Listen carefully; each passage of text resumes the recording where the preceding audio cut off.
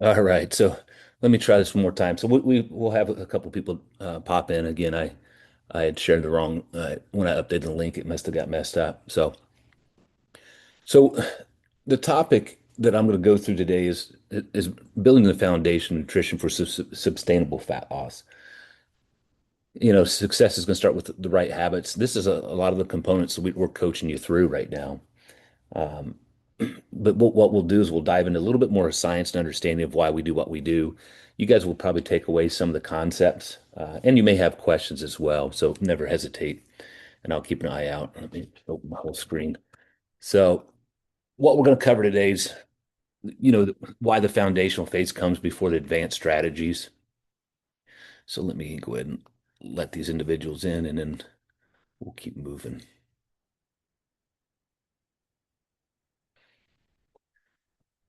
So we'll also go through how a fat loss phase works inside our system, really the science and understanding of the fat loss, energy balance, protein movement, and recovery, how to lose fat while preserving lean muscle, and daily habits that make the results obviously repeatable. It becomes who you are. So again, we're not chasing a quick drop in the scale. We're really building a foundation for you guys to be successful uh, and be able to maintain these results for a lifetime. So sometimes we have people come into our program in different phases already. So they may have some of the foundational components mastered or close to mastered. They get confused with some of the science components, or they get stuck. And that's why obviously with what we do in our system is we use science to get you guys from point A to point B. So our system, we always want the foundation to be solid before we go into any type of optimization. Fat loss is always going to work better when the body and lifestyle are prepared for it. So again, each of you come in at different phases, but we still have to address some of the foundational components. That way, when we have these foundational components, it's going to be mindset, habit, and the structure behind it. We're going to talk about obviously, and we coach you guys and educate you in recovery process because there's a lot of science components that go with this, sleep and stress, and then get you into the fat loss phase. Not saying that you're when you come in for the foundational components, we're working on the foundation, but we still put you in some type of caloric deficit. Some of you we may need to do a little bit more work to really amp up that fat loss, and some of you see the needle move a lot quicker, and that's going to be different for each person based upon where they're at. So we want to put you in a controlled deficit. Body recomp, we get you lifting through that whole process, but when a person gets down to their nitty-gritty percentage of where they need to be, percentage of body fat, it's easier to recomp then or put a little bit more lean tissue because we have more play in how we um, give you calories and ranges of calories. And then obviously the fine tuning is the optimization of how you feel, how you show up. Um, and obviously we can go into a little bit more specifics if you go down some of the blood work components where we're addressing some of the deficiencies and things of that nature. And the foundational phase is not the slow phase. It's the phase that makes the fat loss predictable, makes it more easy, or easier, I should say. And again, each person's going to go through these components a little bit different. And that can be hard for some individuals if there's a comparison component going on. I get it. But it's your own journey, and we have to, obviously address that based upon individual. Here's some of again, components of why fat loss attempts fail for individuals. Maybe it is a knowledge base, maybe it's not, because typically we're inundated with knowledge that's maybe not necessarily the truth, or maybe you have the knowledge, you just don't know how to put all the pieces together. We got to get you guys to be able to execute this under real life pressures. So a lot of times what we see is they start too aggressive, or you start too aggressive, extreme calorie uh, deficit or excess cardio. And this is really going to create a poor environment for fat loss or sustainability. It's extreme. They lose muscle, and that's not going to be a benefit for you. It's going to actually make everything a lot harder. So low protein, no strength plan or progressive overload.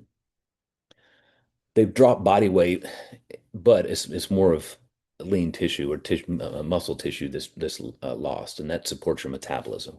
So stress, again, they ignore stress, poor sleep, high stress, low recovery, increases cravings and makes it really more challenging to stay on any type of plan or calorie deficit. And then this is a big one I see a lot, and this is always a topic of conversation is perfection. Again, you're going to hear me say this over and over. It doesn't have to be perfect. We just have to be close enough. And then one bad weekend turns into, quitting because there's no system for getting back on track. Again, you'll hear me talk about that a lot. Even if you do get knocked off track a little bit on the weekend, you got to get back into those routines and habits that are going to be successful for you. And then there's no exit plan. So if somebody does the extreme component, they don't know how to manipulate their calories back, or their intensity and things of that nature for them to maintain the results that they are going after.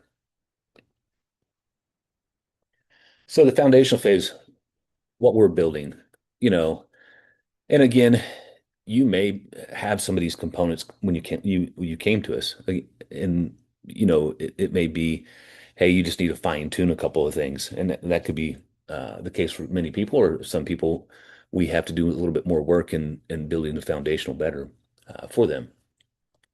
But we do this so a person can sustain fat loss and then keep the results. We want to have some type of repeatable eating structure for you. Obviously, each individual is going to be a little bit different. You hear me talk about this a lot. We got to get you guys eating more protein in that mindset and be okay with it. We address those daily movement habits, strength training, consistency, again, sleep, recovery, routines, and that new identity. Those habits become what you do, just like brushing your teeth. So the goal is not to be perfect. The goal is to make the basics automatic for you, and that makes fat loss a lot easier, and it's going to give you a little more motivation and sustainability. So here's some of the components that we probably don't talk about enough, but you may have heard some of these, uh, in marketing and things of that nature.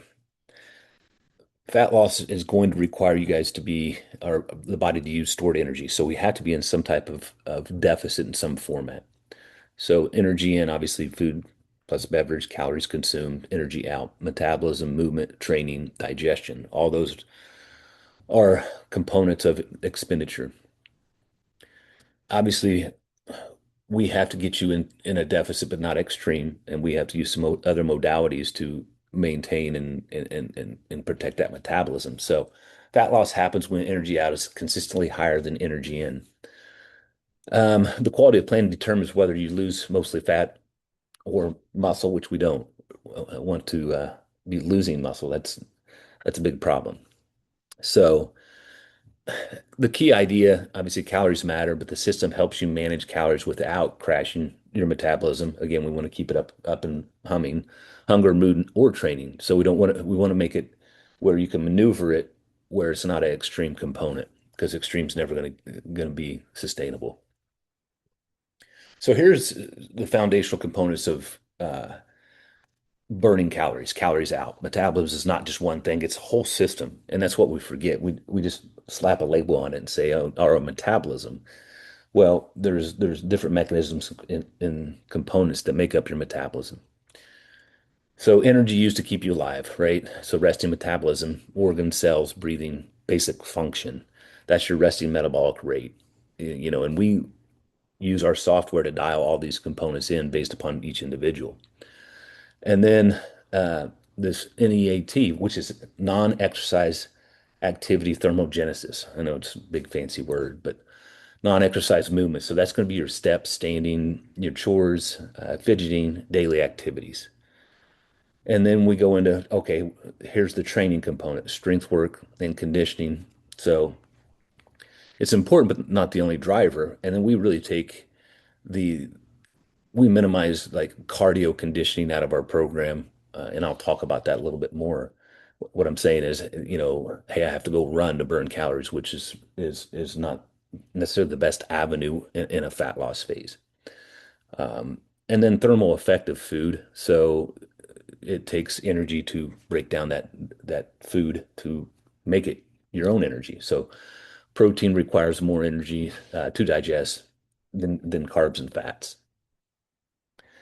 This is why our system includes strength training, steps, protein, hydration, sleep, stress management, and not just a meal plan.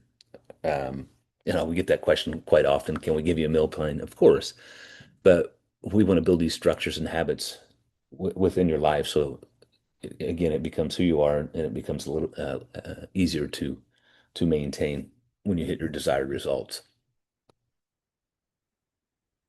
So again, weight loss is not the same as fat loss. The scale can go up and down for reasons that do not equal, obviously, fat loss. And fat loss, we'd say, is the ultimate transformation for you.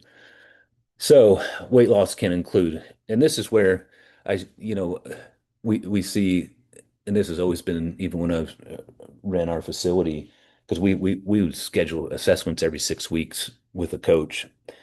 We had an in-body scan, pictures and kind of we have the same structure set up for you guys. You guys just do it on your own. Um, but many times, we'd see some frustration if the scale or if a person was weighing in on a weekly basis, which, yeah, I get it. So here's some things that can affect the scale weight. Water, obviously, that's a huge one. Glycogen, which is stored energy from carbohydrate. The food volume, how much muscle, how much inflammation, changes in body fat as well. So fat loss means reducing stored body fat while preserving as much lean muscle as possible. All right.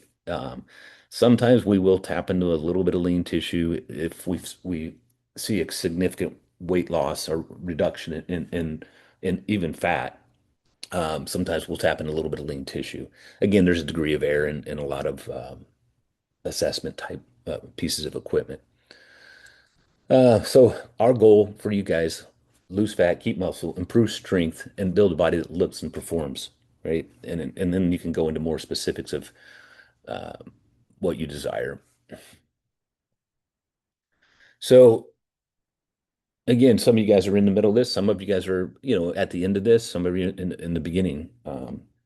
So fat loss phase, it's a controlled stress. Again, it shouldn't be a punishment. We want a minimal dosage and start addressing all the components that are going to help compound it. So moderate calorie deficit, high protein, obviously strength training will get you guys rolling with, minimum 3 days, daily movement step target, hydration, and, fiber intake.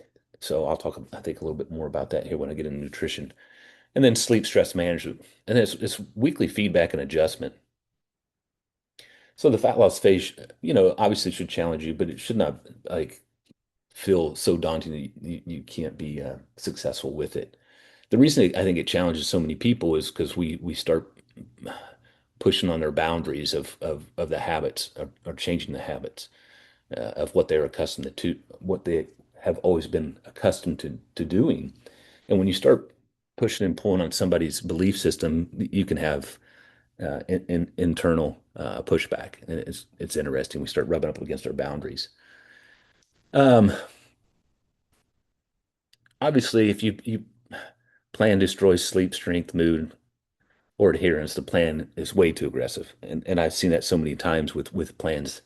It's just not enough science based. It goes by extreme and how fast we can get results. And that's not necessarily the best plan. So here's, again, I talk about this quite often. Protein first. It's going to really help you preserve your lean muscle, which is so important.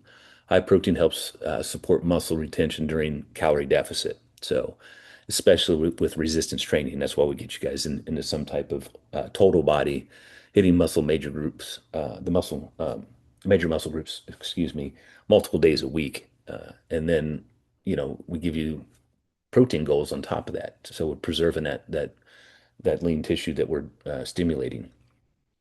It's going to tamp down, obviously, your hunger signals. Uh, It's going to be more filling, which makes the, calorie deficit easier to sustain. So we're just trying to give you all the components for you to be in a calorie deficit and manage it without too much discomfort. And then supports recovery. Protein plus resistance training stimulates muscle protein synthesis and repair. So it just works in congruency. Obviously, you guys already know this. A lot of you, some of you may be new. Build every meal around protein first, then add produce, fiber, smart carbs, and then healthy fats. Again, you'll hear me kind of go into whole foods, which I had a more of a whole presentation on. So we'll touch a little bit on that. So here's a good meal structure for you. Simple, best, uh, especially when things get busy. So you have what is your protein source? What does it look like for you? Let's think about what produce and fiber. So that's going to be veggies, fruits, beans, high fiber foods. And then we go smart carbs. Even so, carbs are actually some of the veggies. So we just kind of labeled it in a different format for you. Smart carbs would be, potatoes, rice, oats, fruits, whole grains, and then healthy fats, which I know I get a lot of questions about fats, but again, I'll kind of reiterate it. As we push up our protein intake, we are going to see our fat intake go up, and it's not, we're not necessarily worried about that.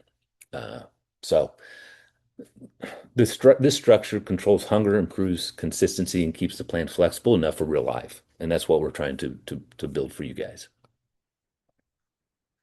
So here's the differences. So the rapid fat loss, more strategic versus reckless.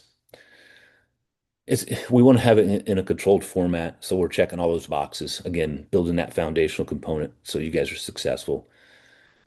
There's typically a time frame, and I've been playing around. They just released some new things within our software. I need to start rolling it out, so we have the ability to kind of put timelines of where you're at within each phase within our system now. So I need to start rolling that out, and you may see those things pop up in your program. So we want a kind of a time frame, and that's why we ask you guys, hey, where's your percentage? And many of you, when you come into our program, have specific goals or what you think you can accomplish, and then you blow past them. But what we need is more data points. And what I'm saying there is a little bit more specific in percentage of body fat. That's going to give us a little bit idea of like where you're at from a health standpoint, but also a specific, if you're going after a specific look, that's going to help us dial those components in. So we want to make sure we have protein targets, strength training, steps, sleep, monitoring, plan adjustments, and then, hey, what's the exit plan? Or where's the maintenance phase? Or where do I want to go once I blow past my goals? So, it happens that way with some people because I think sometimes we don't set a big enough goal, and that happens with all of us in some format. So when you see the reckless component, too many crash calories or restriction of calories, excessive cardio. Again, I see this too often, and I with working with males as well. It just they think, oh, I need to start running to drop weight, which is there's a lot easier way to do it. I know some people enjoy running, but running can really, cause other mechanisms to, inflammatory response, micro trauma, and then the response of calories. It's really hard to maintain your calories and fuel the body if your volume of running is higher. They have low protein, poor sleep, no strength plan, and no maintenance strategy post. So it's not intensity, really. It's the difference is whether a plan protects muscle and keeps your ability to execute it for your life. And that's all science driven. So when we talk about like the deficits, we want you in and it's again, are these numbers perfect? No, because there's so much variance within. But our feedback is, hey, is the needle moving? How we feel? What's our stress? How we're recovering? So there's a lot of cues that we can ask to understand where a person's at. But then obviously, if we get better data points, then we can, make adjustments to the plan. So If the deficit is too small, no change, frustration, endless dieting. Well, you don't diet. It's not necessarily diet. It's a calorie consumption plan really within what's set up with your metabolic process. The sweet spot is where we see fat loss, but we're maintaining performance and adherence. So you can show up on a daily basis and make it through your specific week and not feel overwhelmed. You're recovering, you're performing, you're showing up and doing the things. And then too aggressive, what happens is cravings. We can only manage those cravings for so long before we typically overconsume. Then you'll have low energy, poor training. The rebound risk is very high because it's just not sustainable. A person can't stay in a heavy calorie restriction more than, a few, I would say even 2 weeks. You can't much past 7 days. A heavy caloric restriction, it starts wearing on you pretty hard. Because I've played around with some of those components over the years, and it's not necessarily fun. Um, so we're gonna adjust all these components based upon data, obviously, scale trends, measurements, photos, your strength, hunger, energy, sleep, adherence. All those components matter. That's why we ask some of the questions, or ask about, you know, if we can get a percentage of body fat. Okay, where did you get the scan done? Because there's not everyone's created equal, so we have to do a little bit of research and understanding from our perspective of coaches, um, to make sure that the data that we're getting from you is close enough. Because I just had one of my guys go, and it must have been an older in-body scan because he it came back as he was 3% body fat, which is no way. But and he's a doctor himself, and he was like, yeah, this was not right. And um, it was just, it had to be the machine was old. And that's all I can say because we have it personally, we have an in-body scan, and there is a little bit degree of error. I've played around with that thing enough on myself. So we work through that with each individual and make sure the data points are good enough so that way we can make adjustments that make sense for you. So the strength training component is going to protect the results. So during fat loss, lifting tells the body keep the muscle. It's a stimulation, right? It's a stressor as well, and that's why we try to minimize all the stressors outside of, the resistance training component because we don't want to pile stress on top of stress on top of stress. That's not necessarily it's going to start causing an inflammatory response, and some of the mechanisms will not work as well, and it can cause some other problems. That's why we're like, hey, if we can pull some of your inflammatory response down. We can get better sleep. We can get better stress management, your central nervous system component. Um, then it will set up a better foundation for us to control some of these things. So with strength training, it's going to maintain lean muscle while the calories are lower, improves insulin sensitivity and glucose disposal.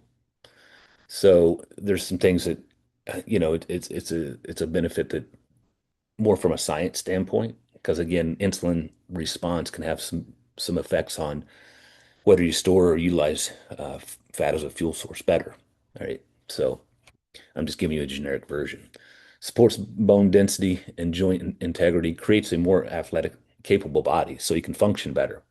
I think I was talking maybe last week or week before with resistance training. There's a lot of central nervous system driven. I think it was last week. Central nervous system driven components that you guys are not supposed to know. But when you do resistance training consistently, your balance and stability gets better because you're stimulating the central nervous system. It's like electrical system, which I will talk about here in a couple weeks with the RPR and muscle activation. And then creates, I went through that one, and then helps the scale loss become, visible body change. So, that's why I think sometimes we take for granted the pictures as well. They can, from a coach's standpoint, really help us understand what's changing. Because a lot of times, what we take for granted when we take some of the initial before pictures, and then as we transition through your specific transformation, um, with the resistance training you guys are doing, sometimes and many times your posture will get better. So we'll see individuals posture change from a picture as well. I've seen it so many times over the years, in our brick and mortar that the shoulders back, better posture, standing taller, all those components are going to be a benefit of uh, uh, resistance training too, and it shows in the pictures. So when I talked about cardio, cardio can help create energy expenditure, but it's really got to be managed and where you're at in the phase of your journey. Strength training helps shape and protect the body, and it also is the one that's going to stoke the metabolic process, help you be more efficient burning calories. Yeah, obviously, this is why workouts stay in the plan during the fat loss phase, and then obviously beyond. So the body burns energy outside, and I talked about this a little bit outside the gym too. Why does this matter so much? Well, we're trying to get you in a deficit without extremes. So walking, your step count is even though it doesn't, many times people are like, oh, it's just 10,000 steps. It's not that big of a deal. Well, it can be from the needle continuing moving or the needle to start stagnating, but that doesn't necessarily mean we need to do more and more and more because we have to do this in congruency with the other components with nutrition, sleep, workouts. So walking increases daily energy output without the recovery cost of high intensity training. So we're keeping our inflammatory response down. We're keeping our micro trauma down with a way to burn calories without causing more damage, another stressor. When when people diet hard, spontaneous movement often drops. Steps keep you honest, really. Because if somebody goes into really heavy, like I was talking about earlier, a really heavy caloric restriction, their output is going to drop. So their performance, if they're doing any type of resistance training, is going to significantly drop, and their step count will automatically drop. It's a natural response because your energy component will drop so much. You won't feel like moving around. You're going to burn less calories, which is quite interesting. Again, the gym is the stimulus. Your daily movement is the amplifier. So we're stoking the metabolism. We're burning the calories. So I talked about this. I've hit on this a couple different times. Sleep and stress change fat loss, the fat loss experience. It's not an end all be all. But if we can fine tune some of these components, we're just going to create a better environment for um, we will create a better environment for you guys to see the fat loss. So this may not replace calories, but it influences hunger, recovery, and adherence. Really, those are the components that stress and sleep really impact. And we kind of take that for granted. Sometimes we look for other problems that don't really exist. If we address those components, it will address the problems. So poor sleep can increase hunger. That's what, these components are really will drive back to your ability to manage responses. So poor sleep reduces impulse control. Your recovery is impacted. Uh, and again, it makes everything feel harder. You're more irritable. Most of the time, you're going to chase some calories for energy. Again, high stress can increase cravings, disrupt your sleep patterns, reduce training quality, and lower consistency. And then with recovery, it makes the deficit easier to sustain and helps prevent performance while losing fat. So those two, poor sleep, high stress, if we can start managing them better for you guys, it's just going to create a better environment. That's all it does. Again, the main component is going to be calories in, calories out. So recovery is not a bonus. It's part of the fat loss system or journey. And then ideally, at the end of our program, you guys have gotten better at monitoring and I don't know if you can ever master sleep or stress, but you can get a lot better at both if you work at it. Which on the stress component, I will have a educational presentation on state and stress management here later and some of the modalities. And if we look at hydration, fiber, and food quality, again, I've talked about this in another presentation with food quality. It just makes these small habits and small changes you introduce, it's going to make everything easier. Hydration is going to support your performance, digestion, and your appetite control. Fiber is going to improve fullness and gut health. And then whole foods increase volume without excess calories. That's a big deal. So you're eating at a higher volume without the excess calories. Now, if we go into more processed foods, what we're going to find is we're going to have less volume and higher calories, which is a big deal as well, because we can go in the other direction. Electrolytes matter when obviously this time of year, if you're humidity like it is around here, you're going to be sweating a lot, training. So it's going to and reducing processed foods. It will help with all these components and staying hydrated because if we're consuming a lot of water, obviously it makes us go to the restroom more often, and we may be getting rid of electrolytes if we're obviously if we've been sweating things of that nature. We just need to replenish those. So better food quality is going to be mean better energy, fewer cravings. So again, protein plus produce first, then add carbs, fats based upon your plan.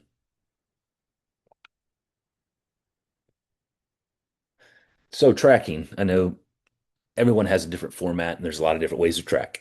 So none of them are perfect, but we just need to get close enough.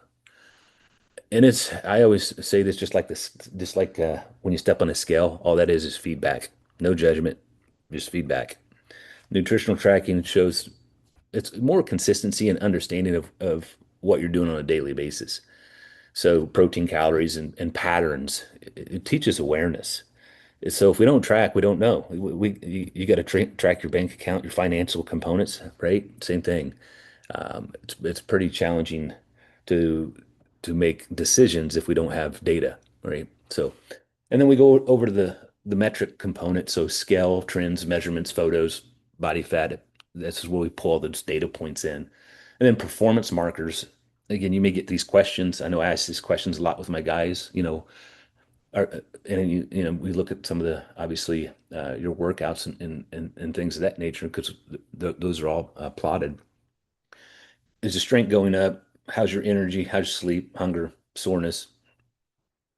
Make adjustments based upon feedback.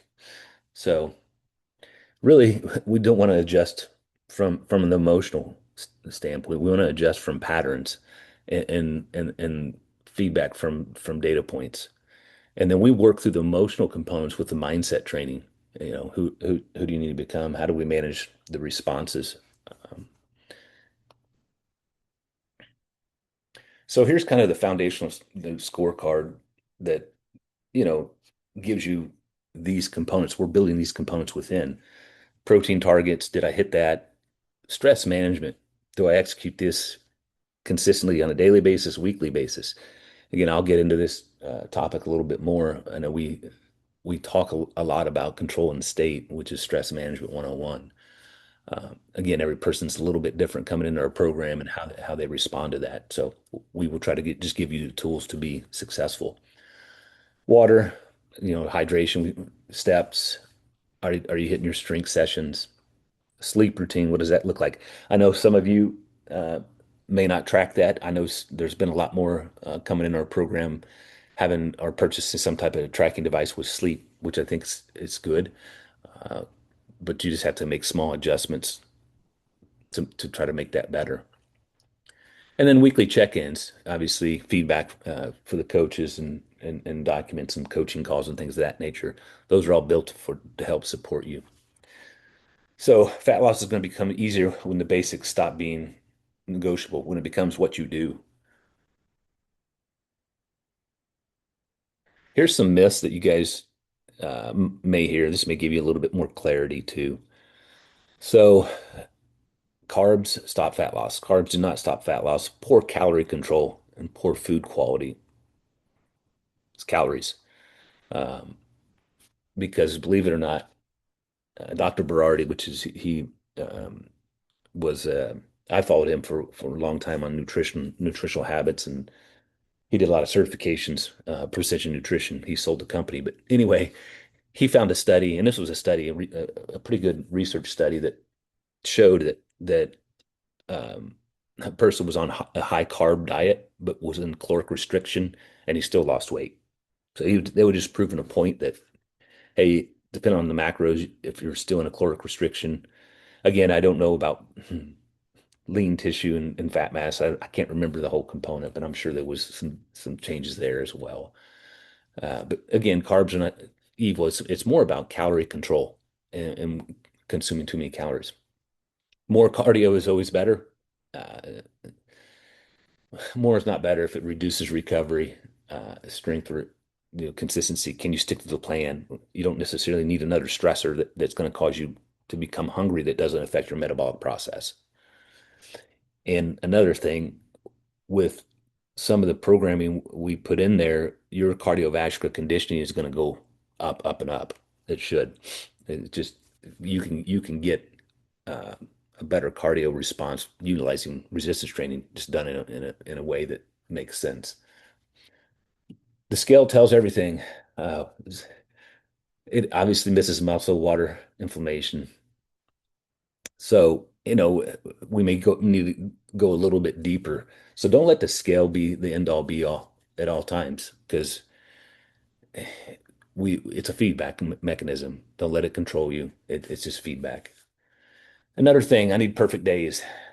Not necessarily. I was going to tell you if we can get up to 80%, we're good enough. We need repeatable weeks, not perfect days. We gotta get multiple days close enough. Because a lot of times what I've seen is that, somebody's perfect, whatever that means, during the week, and then the weekend could be trash, and it negated everything the perfect week did. So I would say, hey, we need to get close enough, and that becomes who you are. Another thing I've heard this a lot. My metabolism's broken.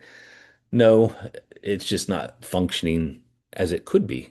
And all the components that I'm talking about today, a lot of the components, I should say, are ways that we affect our metabolic process, metabolism. Restoring consistency is, protein movement, sleep, data, muscle tissue, muscle stimulation. We're just setting a good foundation for you to have a better metabolism. Um, so there's so many things that can affect your metabolic response, but it's not broken. It just may not be working as efficient as it could be. And that's more an environmental component. A lot of times we do the damage. We can't blame other people for it. So again, you guys already know this, and most of you are already executing this in the program. Obviously, we have people in different stages. So try to hit your protein each meal, track food honestly, in what format it looks like for you. That's awareness, that's feedback. Obviously, water. Um, Complete your scheduled strength training sessions as consistent as possible. That's going to build the metabolic foundation. Movement, again, is going to help with calorie expenditure without more stress. And many times, going for a good walk is a stress reliever, specifically if you can get outside. Protect your sleep window as much as possible. Manage that. What does that look like? Set it up for success. Obviously, check-ins, coaching calls, feedback, communication is going to be key for success as well. You're going to win the week by winning the basics, like the foundational structure. So, I think a couple of these are, um, the key takeaways that I wanted to hit on, and I wanted to go into a little bit more uh, fat loss components, or what does that look like, and then talk about obviously the habit components, the foundational components that we set up for you guys. So fat loss requires a consistent energy deficit. You guys know that. Protein and strength training protect the lean muscle. Again, I've talked about that a lot. Sleep, hydration, steps, hydration, fiber, sleep, and stress management improves adherence. It allows you to stay within the guardrails easier. Again, it's hard to say rapid fat loss. But fat loss must be strategic, monitored, and temporary. We won't stay on this journey forever. We want to get you from point A to point B. Again, is it going to take longer for some people? Of course. We're all a little bit different in where we're coming in. And it should not be a lifelong journey. We should get you to a point where you can go into more of a maintenance, and it's a lot easier when you get to your ultimate maintenance phase. You have a lot more flexibility because your metabolic process is better and your foundational habits are better. So again, your foundational habits determine whether the results last, right? So we're working on those components and making it easy for you guys to implement. Again, it's not the goal is not to survive a diet. The goal is to build the body and lifestyle you can sustain, right? And that's what we want to do for you. I think this last one is, yeah, I so it pulled all the reference components of some of the science stuff I pulled in. Not necessarily intentional, but it pulled some of the resources. So with that said, the key again, the key takeaways are here. If you're struggling with certain foundational habit components, use the coaching program, ask questions. Um, Obviously, there's a group in each side of male and female. You can always pop in and ask questions within the format or within the different groups. Because some people have maneuvers some of the struggles that you're going through currently. Getting different perspectives of how they managed or changed can always be of benefit. So. All right. With that said, that's the end of. Do you guys have any specific questions? I know I had a little bit of issue on the front side from sharing over the wrong link, so I apologize on that. I'll make sure I get that fixed. Any questions?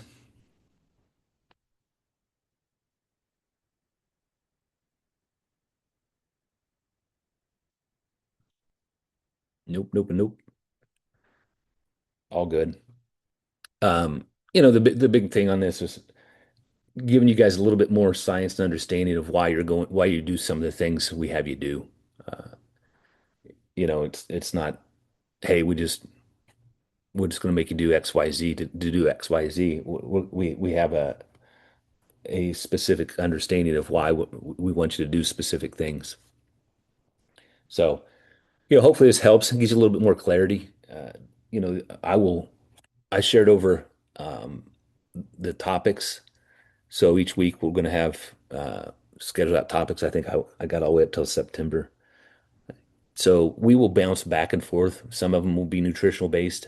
Some of them will be exercise based. Some of them will be science-based stuff that you guys, thanks for filling out the questionnaire. Just help me get some topics together. That way, we will have a combination of nutritional topics and then more topics outside of nutrition that I think will be obviously beneficial for you guys to review as well. So, well, awesome. I appreciate you jumping on. Hopefully this helps a little bit and gives you a little bit of clarity and some takeaway. And then we'll hit the next topic next week. If you guys do have questions in between, never hesitate. You can always reach out. Obviously, use your coach. I'm here as well. You can uh, hit me individually in the app as well. So, all right. Well, have an awesome Tuesday, and I will talk with you guys next week with a new topic.